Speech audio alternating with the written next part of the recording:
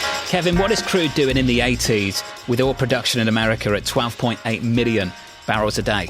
Well, it's prospering. It's going ahead and reaching for the skies because some of the biggest producers in the world, other than the U.S., are cutting supplies to the world. And when you look at the Saudi Arabian and Russian decisions in recent days, I think traders are starting to finally take them seriously. You know, Prince Abdulaziz, the energy minister of Saudi Arabia, referred to the million-barrel voluntary cut as a lollipop. It's starting to seem like an all-day sucker, a really long-lasting effect, and that's getting priced in now as well.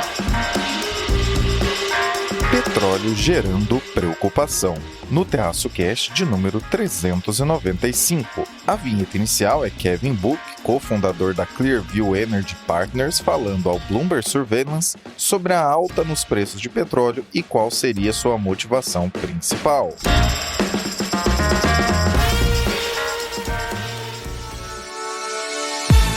Tem uma conexão não só por exemplo, mas porque tem fluxo de capital, né? Então, se os estrangeiros estão vendo que está tudo meio nebuloso, não trazem dinheiro para cá, e tem uma regra no Brasil que é muito simples. O dinheiro do estrangeiro está entrando, a bolsa sobe. O dinheiro está saindo, a bolsa cai. I'm still cautious, but with a little bit more hope than I had before. Soft landings are the triumph of hope over experience, but sometimes hope does triumph over experience.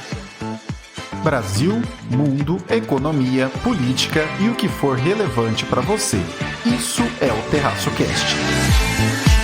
E aí, pessoal, tudo bem? Caio Augusto, diretamente da noite de 17 de setembro, domingo em Ourinhos, para mais um episódio do meu, do seu, do nosso Terraço Cast. Comigo estão elas do glorioso trio mais amado do Brasil. Fala, Raquel de Sá. Alô, alô, terraceiros e terraceiras! Aqui quem fala é ela, a mulher do tempo sem tempo. Pois é, gente, sou eu novamente aqui. Cara, eu tô até com medo de falar, né, como é que eu e São Pedro a gente tá. Tá complicado, mas ele tem cedido bastante, né? Ele falou que dia de semana ele não consegue garantir, né, o nosso deal, né, o nosso acordo. Então eu falei pra ele, não, tudo bem, se você tem que escolher, né, escolhe aí o dia de semana, fica mais tranquilo ali, né, pode mandar umas chuvas, uns tempos meio malucos, né, 35 graus um dia, 15 outro, mas no fim de semana você me ajuda, né, me ajuda a te ajudar. E aí o que ele tem feito, né, então nesse momento, Mulher do Tempo Sem Tempo se encontra com bastante tempo, né, tentando cavar tempo aqui no litoral, onde faz muito sol. E a previsão do tempo adiante é para tempo de, vamos dizer,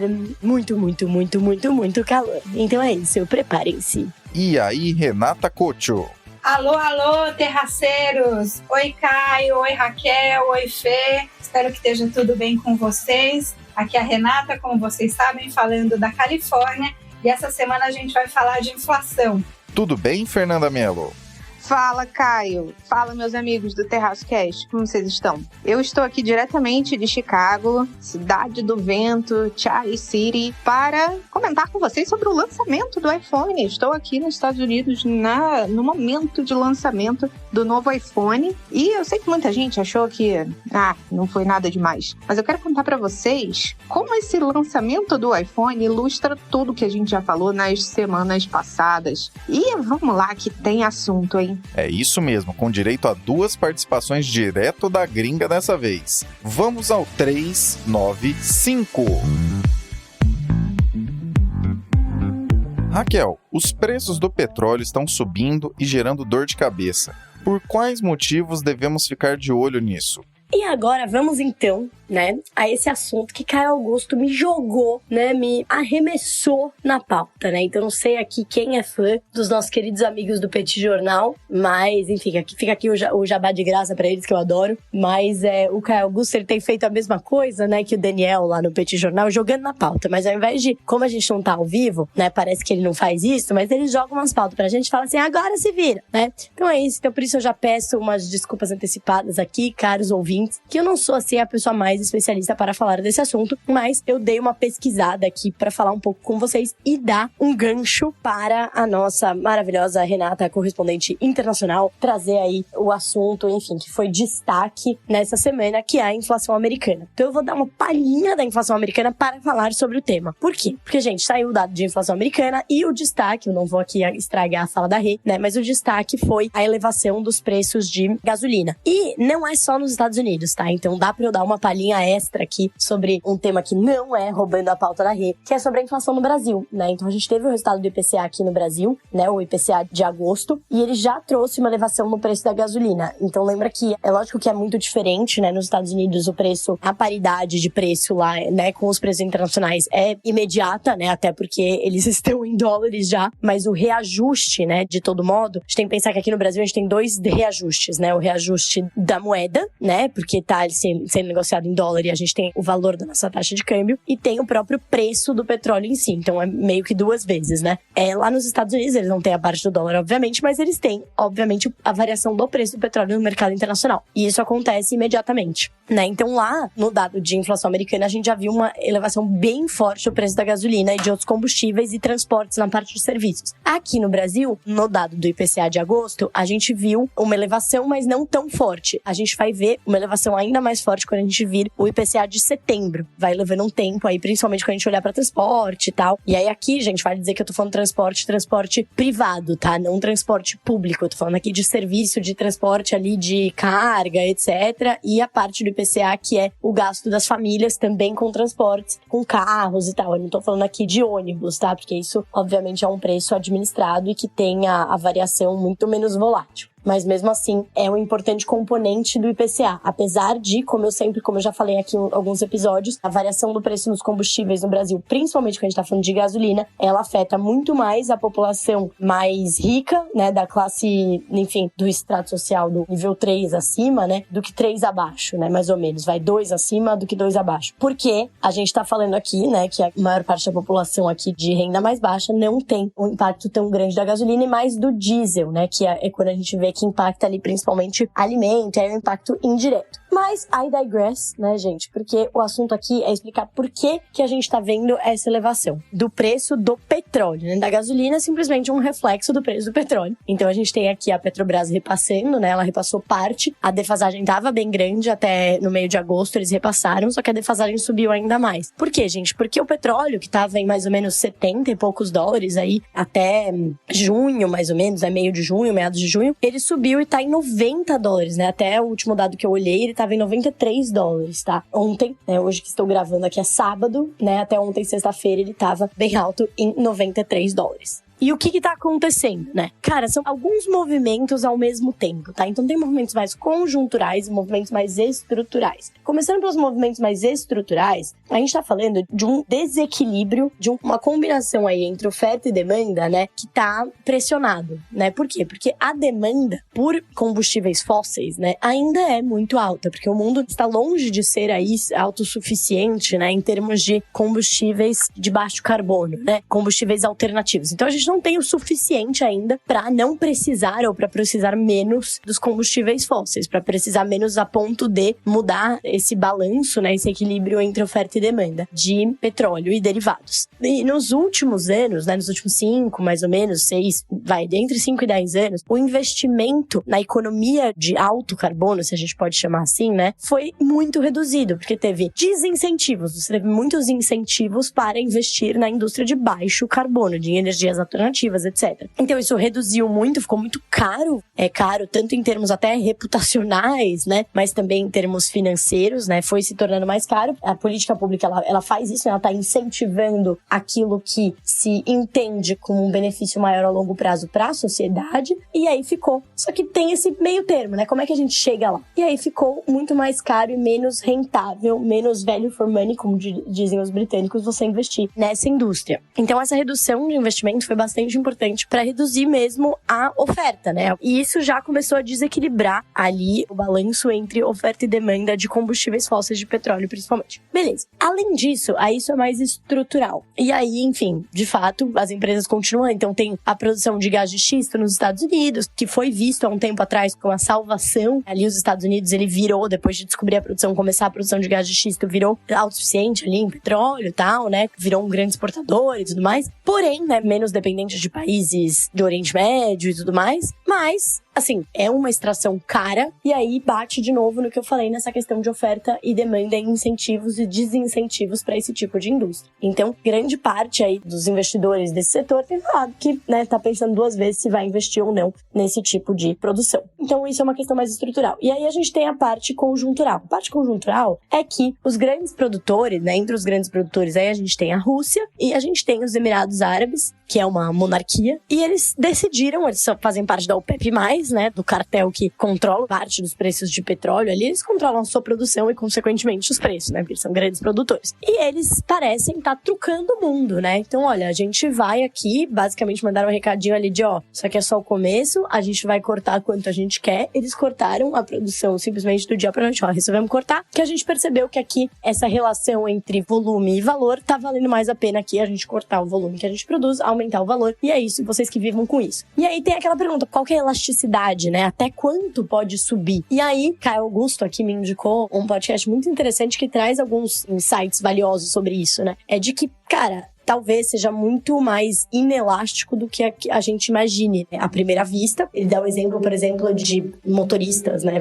Drivers, né? Pessoas que têm aqueles carros enormes, que consomem muita gasolina nos Estados Unidos, que eles estão, enfim, usando boa parte da sua renda, certo? A inflação tá alta em outros bens, né? A economia tá começando a apontar para um desaquecimento, mas é basicamente assim, a gente tá achando que eles vão diminuir o consumo? Não vão, não. Eles aguentam o tranco. E aí, tem a ponto de vista político, né? Que é o que os Estados Unidos vai fazer para aumentar a oferta. E não tá fácil, né? Eles fizeram ali um acordo meio esquisito, meio por baixo dos panos, mais ou menos, com o Irã, né? Tá tentando acertar um acordo para diminuir as sanções que tem contra o Irã. Começaram a falar até com a Venezuela. E, ao mesmo tempo, tem toda a agenda verde, né? Do governo Joe Biden, que, assim, como que ele vai incentivar a produção dentro de casa se, na verdade, ele tem uma grande bandeira da economia verde? Então, ele fica nessa corda bamba, né? Então, quem que ele vai culpar? Normalmente, a questão do petróleo, né, uma arma, que é o que esse especialista ali do podcast da Bloomberg fala, é assim, a currency, né, a moeda do petróleo é o dólar, mas a arma é a política. E aí tá muito difícil de culpar alguém, né, que é muito aquela estratégia do bode expiatório, né,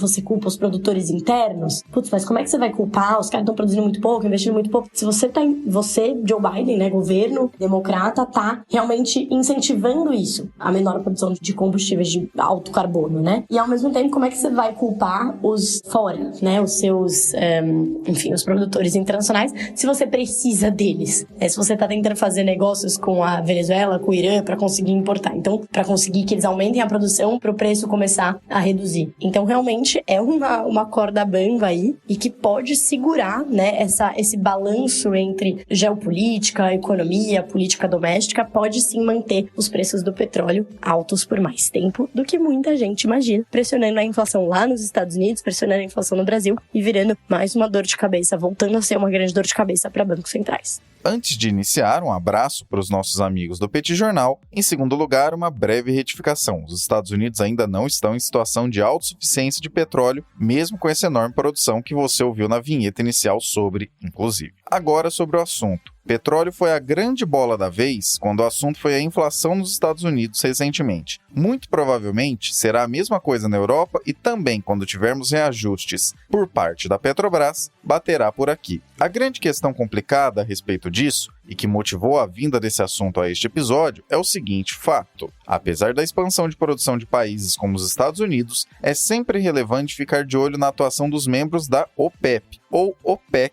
na sigla em inglês, para tentar entender onde estará o preço do petróleo amanhã. E sabe quais são as decisões tomadas por esses membros da OPEP ultimamente? Redução de oferta. O contexto econômico atual, de juros em alta e sem muita previsão de cair, principalmente no mundo desenvolvido, ganha agora uma nota adicional de complicação, porque o aumento no petróleo acaba colocando pressão em diversos pontos logísticos do mundo todo. E uma questão que vale a pena ser pensada: sabe por qual motivo é mais válido ficar de olho na oferta do que na demanda desse setor de petróleo globalmente? Porque essa demanda tende a ser muito mais constante no curto prazo do que na oferta.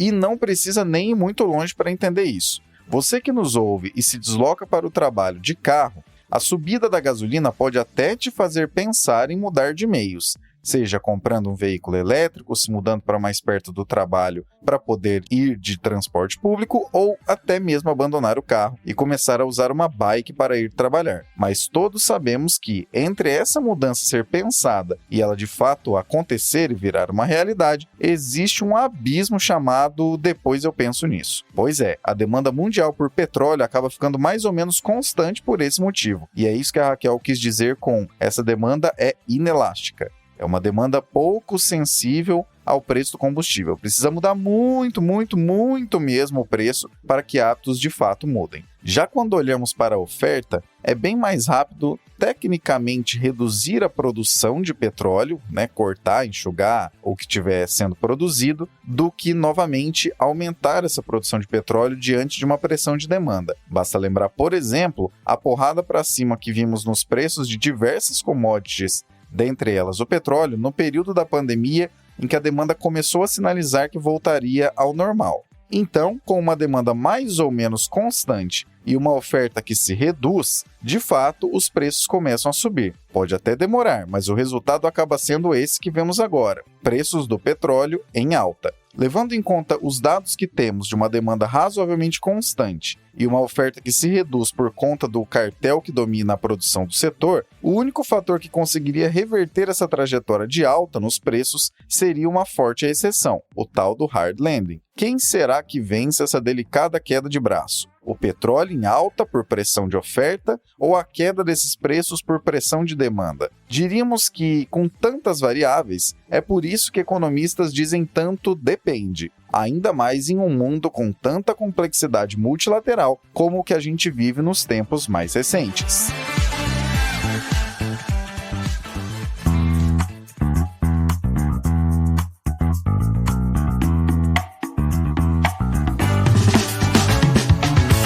Você encontra todas as contas oficiais do Terraço Econômico na nossa Linktree. E se você não for fã delas, pode colocar seu e-mail no nosso mailing e receber nossa newsletter semanal, a Reflexionários. Além do mais, lá estão também nossos 2 e-books e algumas parcerias que temos. Então, para resumir a ópera, não deixe de conferir para nos acompanhar da melhor maneira que você preferir.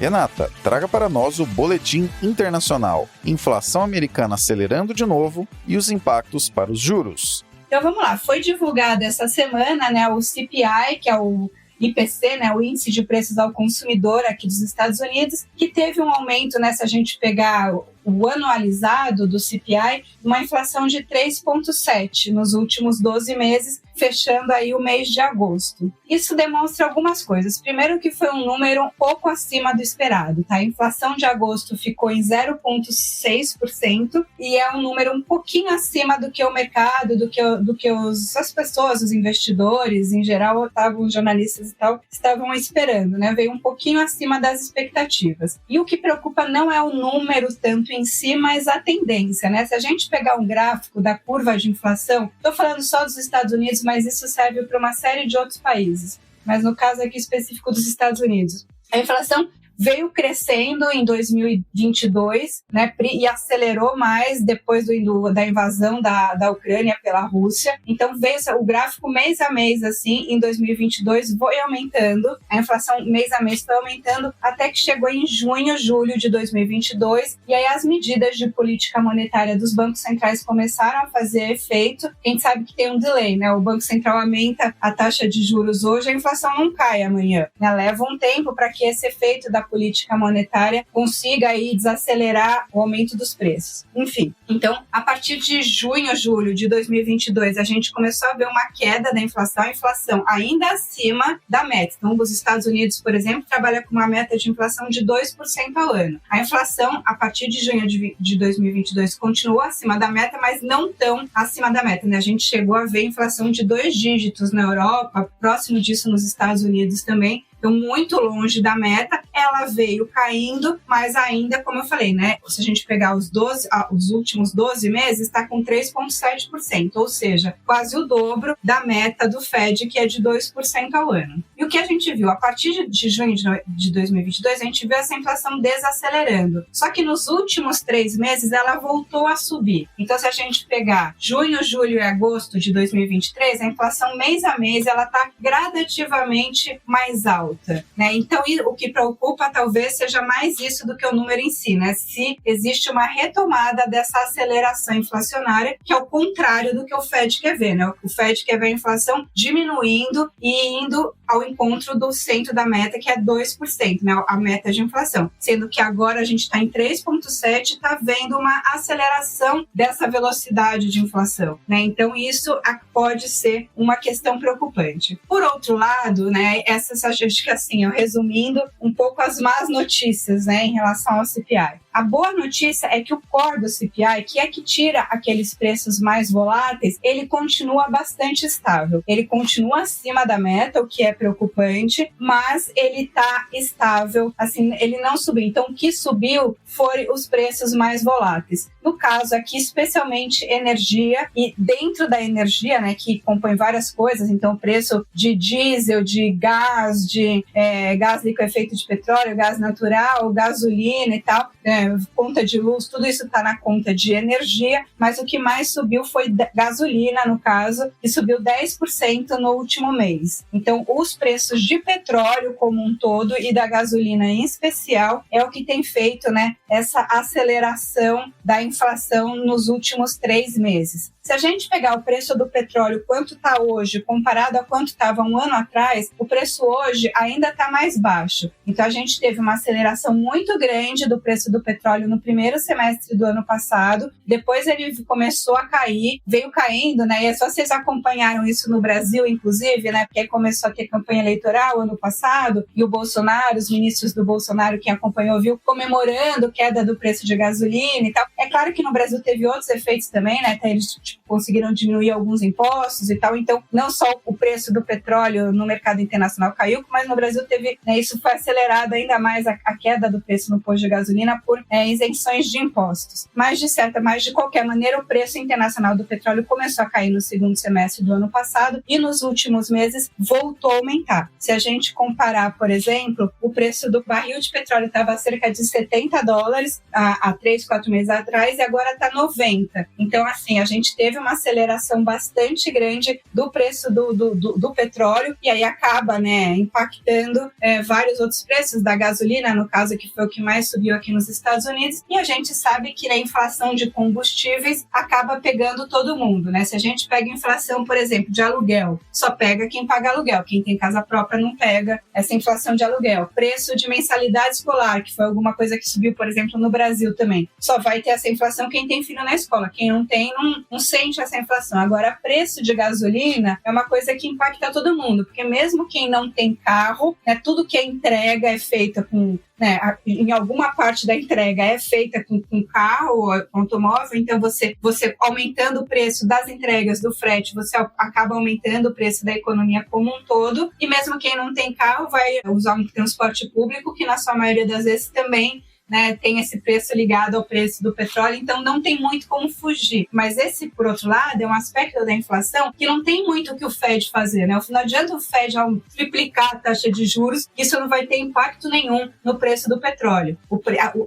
Os preços de inflação que a política monetária, a taxa de juros consegue controlar, tem mais a ver com o mercado doméstico, com a atividade econômica e tudo mais, né? Se é um preço internacional que você não tem muito controle, porque é mais definido ali pela OPEP, pelos grandes países produtores de petróleo, do que pelos Estados Unidos ou Brasil, enfim, você acaba a sua política monetária é inócua, mas é a única coisa que você tem. Então, às vezes, você fica nesse dilema, né? Eu vou desacelerar mais a economia, eu vou criar, né, tornar o crédito mais caro, impedindo as pessoas de consumir, de produzir, enfim, fazer uma desaceleração da economia para controlar a inflação, sendo que o preço que está puxando a inflação não é relacionado com a política monetária. Então, esse é o dilema, né, que os bancos centrais estão enfrentando. O Fed tem reunião agora essa semana. Quando vocês estiverem ouvindo o podcast, já vai estar próximo da reunião. E vamos ver o que eles vão decidir, né? A gente tem um board do Fed, que no Brasil também, eu acho que vai ficar também mais parecido conforme forem entrando os novos diretores ali do Copom, porque o grupo do Fed hoje,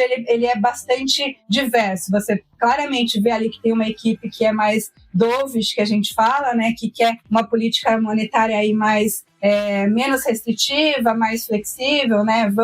Não vamos aumentar tanto a taxa de juros, porque a gente não sabe, tá com medo de que isso cause uma recessão. Lembrando que o nível de taxa de juros hoje nos Estados Unidos já foi motivo de recessão no passado. A economia dos Estados Unidos continua bastante resiliente, tem crescido, tem conseguido manter um nível de emprego. Então não tá, né? A gente tem falado assim, né, bastante no tal do soft landing, que é a gente, né, os impactos de uma política monetária muito restritiva, uma taxa de juros muito alta, não sejam tão danosas para o crescimento econômico, e os Estados Unidos têm conseguido se manter bem nesse equilíbrio. Mas, de qualquer forma, né, existe esse medo de o país entrar em recessão e começar a ter desemprego, esse tipo de coisa, que a gente não está vendo, mas é claro que é sempre um risco. Então, existe esse risco versus o risco aí da inflação, que ainda está longe, né, da meta. Então, o pessoal que é mais restritivo ali, né, mais ortodoxo, sei lá, hawkish, que o pessoal fala, né, na política monetária, a gente está falando que não, a nossa meta é 2%,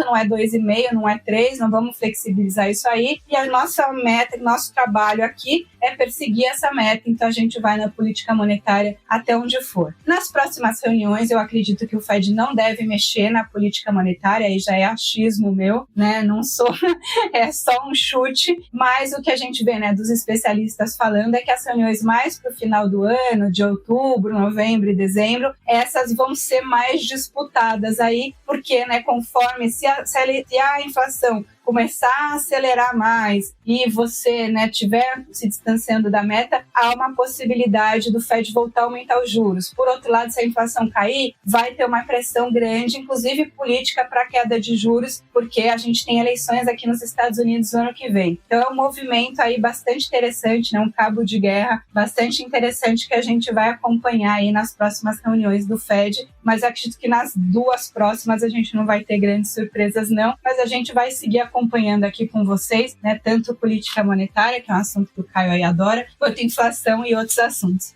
Inflação, de fato, é uma preocupação geral. O que tem sido diferente nos mais recentes anos é que agora essa preocupação não está somente no colo de quem já lida com ela em nível resiliente há muito tempo, como nós aqui do Brasil, mas com quem ficou tanto tempo vivendo com ela em nível bem controlado, que agora que a coisa avançou um tanto, passa mais apuro proporcionalmente do que quem já vive mais acostumado com isso. De 2022 para cá, no mundo desenvolvido, vimos uma subida razoável dos juros, que agora estão nos maiores níveis em mais de 15 anos, tanto nos Estados Unidos quanto na Europa. A inflação, de fato, tem caído bastante, mas ainda existe um intervalo notável entre os níveis atuais e a meta, que é de 2% nesses dois lugares. Por mais que os bancos centrais olhem o agregado de inflação para tomarem suas decisões, o que acaba mais impactando a direção da política monetária no futuro é a força dos núcleos, que são os itens mais relevantes dentro desse acompanhamento de preços, do que aqueles que são mais voláteis. Petróleo, mesmo sendo um preço relevante, acaba primeiramente fazendo parte de um efeito mais volátil, por exemplo, o que se encontra na bomba de combustível, e só mais adiante pesa sobre preços do núcleo. Logística, por exemplo, desde o preço da passagem de ônibus até o frete dos produtos.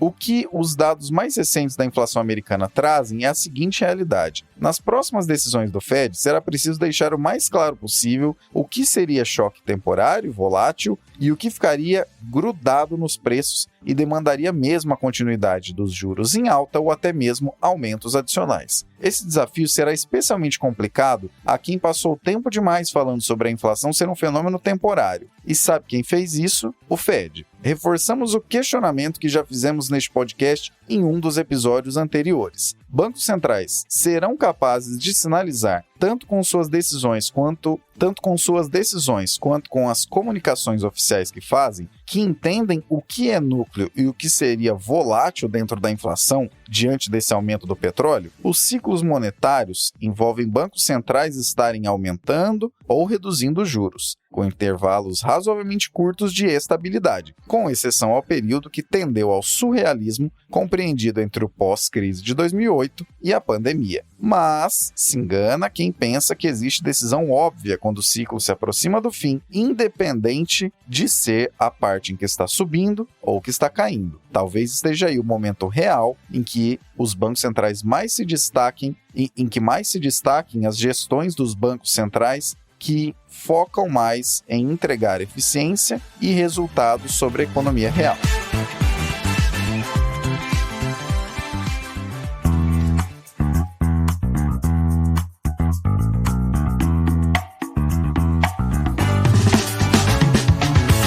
Nossa especialidade é produzir conteúdos que falam para serem entendidos. Seja texto, vídeo ou áudio, você pode contar com o Terraço Econômico para encontrar a tradução que seu produto ou serviço precisava. De quebra, ainda é possível fazer tudo isso ser acessível a centenas de milhares de pessoas que nos acompanham anualmente. Gostou? Procure na nossa Linktree o item Contrate o Terraço e nos chame, porque juntos faremos acontecer.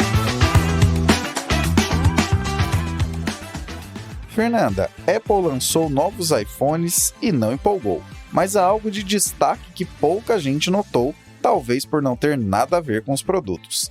Que novidade é essa? Bom, Caio, é o seguinte, a Apple lançou o novo iPhone 15 e eu sei que já era esperado por muita gente esse lançamento, né? Todo mês de setembro a Apple costuma lançar novos modelos, mas o que foi propagado é que esse lançamento não foi tão espetacular, assim, não foi nada disruptivo, mas teve uma coisa que eu falei no meu Instagram e eu acho que muita gente não reparou. A Apple lançou esse iPhone, né, e todo mundo falou, mudou só a entrada, né, porque tinha uma entrada Lightning, mudou para uma entrada USB-C, mas não acho que as mudanças de aparência, de layout, foram a grande diferença. Eu acho que esse iPhone ilustra tudo que a gente vem falando aqui sobre geopolítica, que é o seguinte, as empresas americanas, durante muitos anos, né, mandaram a sua produção para a Ásia, para baratear o custo de produção, visto que a Ásia tem uma capacidade de produção gigantesca, né, em larga escala, mas com as tensões comerciais entre os Estados Unidos e a China, desde aqueles aviões sobrevoando Taiwan que a gente comentou, porque, salvo engano, em final de 2021, desde aquela época as tensões estavam muito calorosas e aí as empresas americanas começaram a correr atrás para resguardar a produção, para que não acontecesse o que aconteceu logo no pós-pandemia de um desabastecimento, ainda que tenha sido temporário, é um risco, né? Então as empresas correram atrás para mudar toda a logística de produção que tinha-se outrora. Então, a gente falou da produção just-in-time e a mudança para a produção just-in-case, ou seja, a manutenção de estoques ou não, porque antes de todas essas tensões era muito fácil contar, né, com o pedido sendo entregue por conta da logística, não tinha nenhum problema de logística, então era tranquilo vir da Ásia para a América. Mas com essas mudanças, as empresas começaram a aumentar o estoque, né, mudando para o formato just-in-case e também mudando a produção para mais perto de casa. Não necessariamente dentro dos Estados Unidos, mas em outros países, por exemplo, a Índia, o que ficou conhecido como nearshoring, né, proximidade, trazer para pertinho. Né? E a Apple, que é uma dessas gigantes de tecnologia, está na corrida para diversificar a produção para fora da China e aí reduzindo os riscos de desabastecimento, né? Especialmente no iPhone. Imagina um desabastecimento de iPhone. Dentro dos próximos 2 anos, a Apple já espera estar com 25% da produção na Índia. E esse iPhone, que foi lançado agora, o iPhone 15, vai ser o primeiro iPhone produzido na Índia que vai ser vendido. E além disso, né, além desse momento icônico de vender o iPhone produzido na Índia, a gente tem também o fato de que a China, ainda que tenha grande capacidade de produzir de um tudo, eles têm a falta de uma coisa que é essencial para o mundo inteiro e que está assim na corrida, quem tem pega logo, que é a demanda por chips semicondutores, né? A gente já falou disso algumas vezes. E apesar de todo o progresso da China, esse gap nos chips semicondutores coloca ela em par de igualdade com os outros países que também demandam chips semicondutores. O mundo está numa guerra por esses chips, a gente já comentou aqui várias vezes, e aí a Apple fez um acordo com a maior fabricante desses chips, a TSMC, para comprar todos os chips que contenham a tecnologia de 3 nanômetros. E aí a Apple seria a primeira empresa a lançar com exclusividade o primeiro smartphone com essa tecnologia. Eu sei que você vai me falar, quem compra iPhone compra pela aparência, pelas funcionalidades, não compra pelo processador, né? A mudança de milissegundos no processamento não vai mudar muita coisa. Mas, apesar disso, esse é um recado da Apple sobre o seu posicionamento no mercado de smartphones, né? Dentro das Big Techs, qual é a importância da Apple? Pouca gente vai se preocupar, de fato, né, com o processador. Mas a Apple certamente se posiciona aí como líder nessa corrida tecnológica, especialmente numa escassez de chips semicondutores. Se esses novos iPhones não trazem novidades que empolguem, e de fato esse lançamento foi o menos empolgante, até mesmo para quem compra os produtos da maçã mordida, a grande sacada é que eles serão os primeiros made in India, ou Bharat, como você preferir, e não mais made in China. As movimentações de reshoring e nearshoring, que envolvem basicamente a redução de produção na China, e que já te falamos tantas e tantas vezes nesse podcast, se você é da casa já sabe, estão em plena operação e movimentando mercados agora. E claro, isso também relembra uma novela bastante falada por aqui, a Guerra dos Chips. Dentre as novidades pouco observadas, a mudança para o semicondutor de 3 nanômetros, todos eles comprados da TSMC, como a Fernanda bem apontou, sinaliza que a Apple liderará também o uso desses componentes ultra específicos em aparelhos de uso em ponta final, os iPhones. Ninguém mesmo compra um celular pela velocidade do processador, a não ser que esteja com um processamento bem antigo. Mas hoje, os celulares atuais são quase todos muito bons, né? Fica difícil justificar, por exemplo, sair do 14 para o 15. Mas fique sabendo que, com esse recente e pouco empolgante lançamento, a Apple mostrou que mudanças geopolíticas relevantes, das quais conversamos amplamente por aqui, não são um mero plano para o futuro, mas uma realidade totalmente presente. Dados da pesquisa do Spotify do episódio 395. A pergunta era: os juros vão continuar subindo lá fora?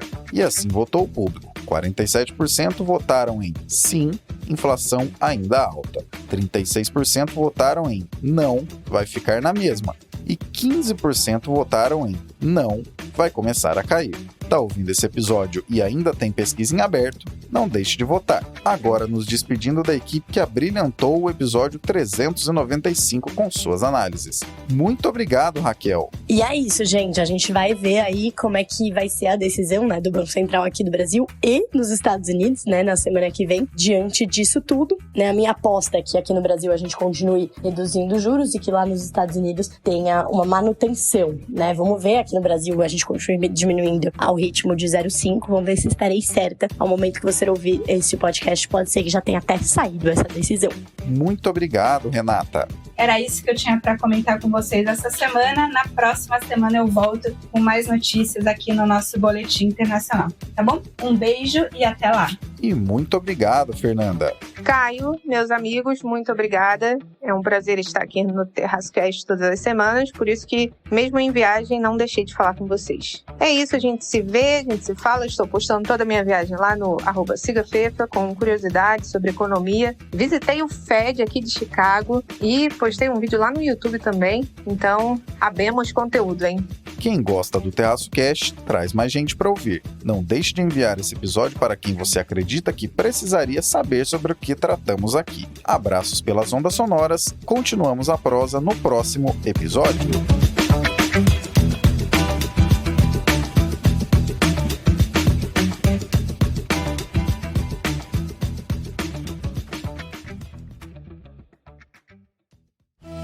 Este episódio foi editado por Atelas, soluções em áudio para podcasts.